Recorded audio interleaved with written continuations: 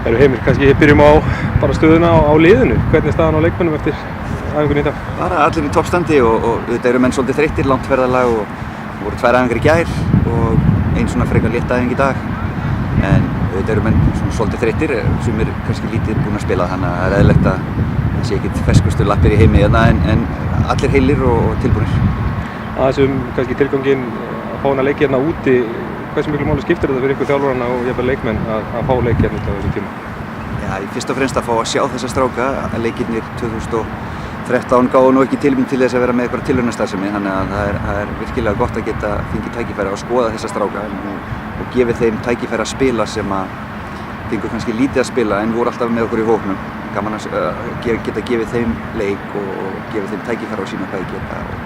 Og hérna eru líka ungi strákar og nýliðar sem er virkilega spennandi að sjá og þeir hafa allavega ekki skemmt fyrir sér með þessari ferð hér. Það er líka nokkri strákar úr U21 liðinu, hvernig finnst þeir að standa sig?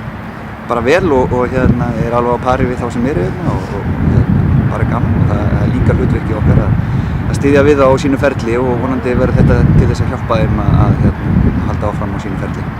Það sem leikinn á morgun, spilum við æfingarleik gegn Svíum, hvernig ætlar að leggja upp leikinn?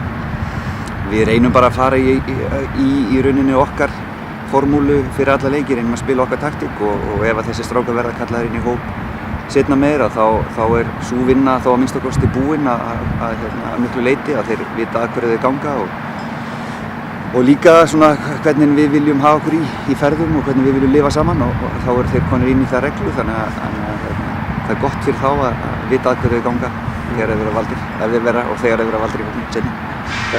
Aðeins deildina hjá þessu stráku sem eru margar í fríi, skiptir það máli upp á þannig leik að taka þá kannski úr sínu fríi í þetta verkefni?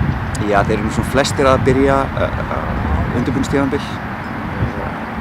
Danska deildin til dæmis byrja núna eftir mánuð, þannig að þeir eru kannski konir lengra í sínum undirbúningi en það eru flestir svona hálfreiðgæðir og það eru Svíarnir líka, þeir náttúrulega eru bara með leikmenn úr sænsku deildinni þannig að þessi leikur verður bara mjög svipaður og við búumst náttúrulega ekki við einhverjum sambabolta en þannig að aðmálið að fá kannski svona það sem við erum að reyna að gera, fá það fram í leiknum. Það er það sem skiptir mestu máli að menn séu meðvitaðir hvað við erum að reyna að gera og reyna að fylgja því eftir.